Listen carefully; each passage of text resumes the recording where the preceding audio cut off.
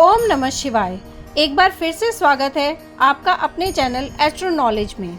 आज भगवान शिव श्रावण माह महात्म्य 15वें अध्याय में सुपोदन षष्ठी व्रत तथा अर्क विवाह विधि के बारे में बताएंगे। तो आइए आज की कथा आरंभ करते हैं। सनत कुमार बोले, हे देवेश, मैंने नागों का यह आश्चर्यजनक पंचमी व्रत सुन लिया। अब आप बताएं कि षष्ठी तिथि में कौन सा व्रत होता है और उसकी विधि क्या है। शिव बोले, हे विपेंद्र, श्रावण मास के शुक्ल पक्ष में षष्ठी तिथि को महामृत्यु का नाश करने वाले सुपोदन नामक शुभ व्रत को करना चाहिए। शिवालय में अथवा घर में ही प्रयत्न पूर्वक शिव का पूजन करके सुपोदन का प्रसाद उन्हें विधि पूर्वक अर्पण करना चाहिए। इस व्रत के साधन में आम्र का लवण मिलाकर शाक और अन्य पदार्थों के प्रसाद अर्पित करें। साथ ही ब्राह्मण को वायन प्रदान करें। जो इस विधि से व्रत को करता है उसे अनंत पुण्य मिलता है। इस प्रकरण में लोग एक प्राचीन कहानी सुनाते हैं जो इस प्रकार से है। प्राचीन समय में रोहित नाम का एक राजा था। काफी समय बीतने के बाद भी उसे पुत्र रत्न की प्राप्ति नहीं हुई। तब पुत्र की इच्छा में उस राजा ने अत्यंत कठोर तप किया। ब्रह्मा जी ने राजा से कहा, तुम्हारे कर्मों में पुत्र नहीं है। तब भी पुत्र की लालसा में वह राजा अपनी तपस्या से जरा भी विचलित नहीं हुआ। इसके बाद राजा तपस्या करते करते संकटग्रस्त हो गए। तब ब्रह्मा जी पुनः प्रकट हुए और कहने लगे, मैंने आपको पुत्र का वर तो दे दिया है, लेकिन आपका यह पुत्र अल्पायु होगा। तब राजा तथा उनकी पत्नी ने विचार किया कि इससे रानी का बांझपन तो दूर हो जाएगा, संतानहीनता की निंदा भी नहीं होगी। कुछ समय बीत जाने के बाद ब्रह्मा जी के वरदान से उन्हें पुत्र प्राप्ति हुई। राजा ने विधि पूर्वक उसके जात कर्म आदि सभी संस्कार किए। दक्षिणा नाम वाली उस रानी व राजा ने अपने पुत्र का नाम शिवदत्त रखा। उचित समय आने पर भयभीत चित्त वाले राजा ने पुत्र का यज्ञोपवीत संस्कार किया, किंतु राजा ने उसकी मृत्यु के भय से उसका विवाह नहीं किया। उसके बाद 16वें साल में उनका पुत्र शिवदत्त मृत्यु को प्राप्त हो गया। तब ब्रह्मचारी की मृत्यु का स्मरण करते हुए राजा को बहुत चिंता होने लगी कि जिन लोगों के कुल में कोई ब्रह्मचारी मर जाए तब उनका कुल खत्म हो जाता है और वह ब्रह्मचारी भी दुर्गति में पड़ जाता है। सनत कुमार बोले, हे देवों के देव, हे जगन्नाथ, इसके दोष का निवारण का उपाय है या नहीं? यदि उपाय है तो भी बताएं जिससे दोष की शांति हो सके। शिव बोले, यदि कोई स्नातक अथवा ब्रह्मचारी मर जाए तो अर्क विधि से उसका विवाह कर देना चाहिए। इसके बाद उन दोनों ब्रह्मचारी तथा आग को परस्पर संयुक्त कर देना चाहिए।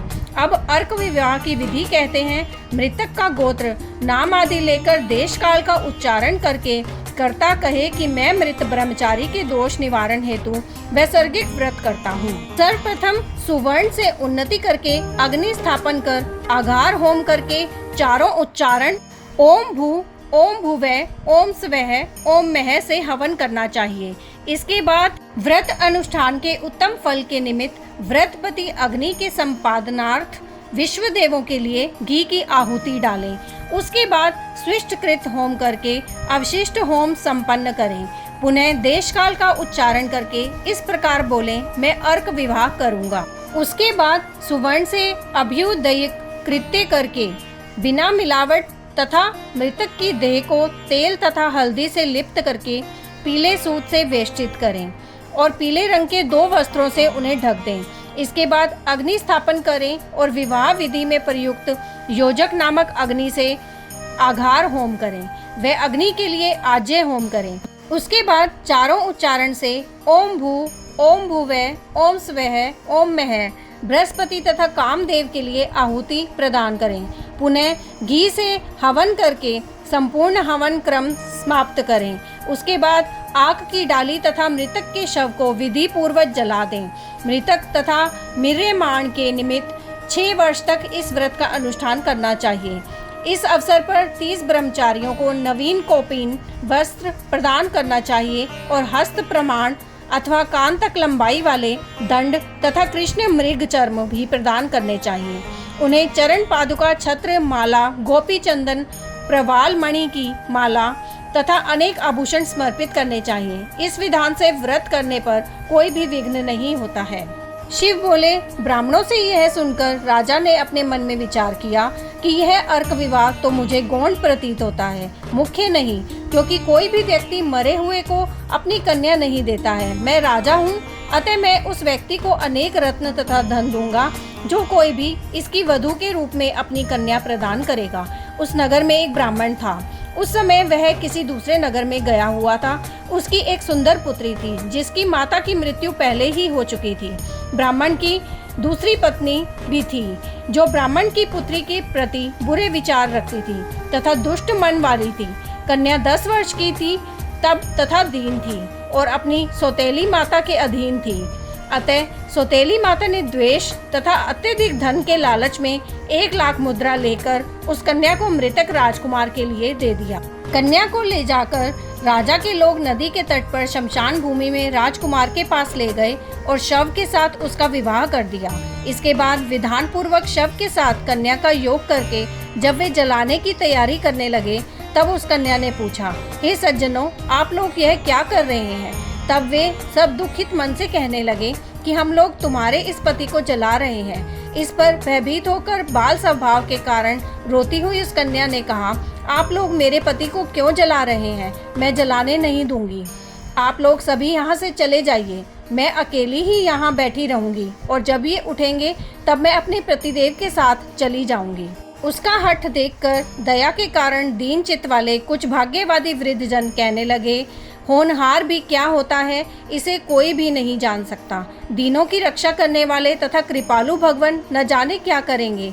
सौत की पुत्री का भाव रखने के कारण सौतेली माता ने इस कन्या को बेचा है, अतः संभव है कि भगवान इसके रक्षक हो जाएं। अतः हम लोग इस कन्या को व इस शव को नहीं जला सकते, इसलिए सभी को अच्छा लगे तो हम लोगों को यहाँ से चले जाना चाहिए। परस्पर ऐसा निश्चय करके वे सब अपने नगर को चले गए। बाल स्वभाव के कारण यह सब क्या है, इसे ना जानती हुई भय से व्याकुल वह कन्या एकमात्र शिव तथा पार्वती का स्मरण करती रही। उस कन्या के स्मरण करने से सब कुछ जानने वाले तथा दया से पूर्ण हृदय वाले शिव पार्वती शीघ्र ही वहां आ गए। नंदी पर विराजमान उन तेज निधान शिव पार्वती को देखकर उन देवों को ना जानती हुई भी उस कन्या ने पृथ्वी पर दंड की भांति पड़कर प्रणाम किया। तब उसे आश्वासन प्राप्त हुआ कि पति से तुम्हारे मिलने का समय अब आ गया है। तब कन्या ने कहा कि मेरे पति अब जीवित नहीं होंगे। उसके बाल भाव से प्रसन्न तथा दया से परिपूर्ण शिव पार्वती ने कहा कि तुम्हारी माता ने सुपोधन नामक व्रत किया था। उस व्रत का फल संकल्प करके तुम अपने पति को प्रदान करो।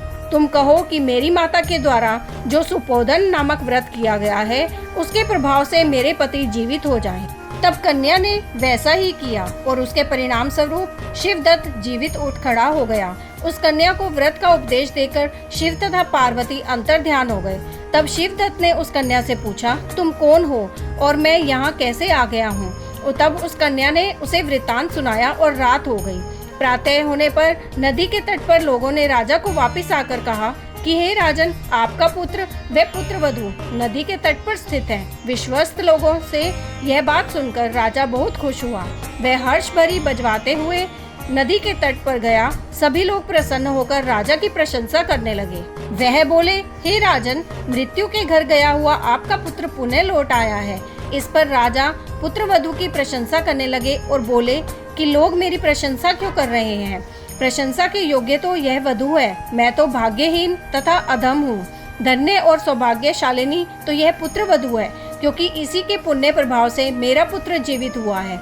इस प्रकार अपनी पुत्र वधू की प्रशंसा करके राजा ने दान तथा सम्मान के साथ श्रेष्ठ ब्राह्मणों का पूजन किया और गांव से बाहर ले जाए गए मृत व्यक्ति के पुनः ग्राम में प्रवेश कराने से संबंधित शांति की विधि को ब्राह्मणों के निर्देश पर विधि पूर्वक संपन्न किया। भगवान शिव ने कहा, हे वत्स, इस प्रकार मैंने आपसे यह सुपोधन नामक व्रत कहा। इसे 5 वर्ष तक करने के अनंतर उद्यापन करना चाहिए। पार्वती तथा शिव की प्रतिमा का प्रतिदिन पूजन करना चाहिए और प्रातःकाल आम के पल्लवों के साथ चरु का होम करना चाहिए। साथ ही नैवेद्य तथा वायन अर्पित करना चाहिए। मनुष्य यदि व्रत की बताई गई इस विधि के अनुसार आचरण करे तो वह दीर्घजीवी पुत्र प्राप्त करके मृत्यु के बाद शिवलोक जाता है।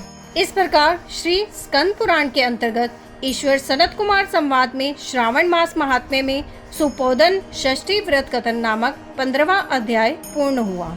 यही ये कथा समाप्त होती है। आगे की और कथा सुनने के लिए आपके अपने चैनल एस्ट्रो नॉलेज को सब्सक्राइब कर लीजिए ताकि आने वाले वीडियोस के नोटिफिकेशन आपको मिल सकें। ओम नमः शिवाय।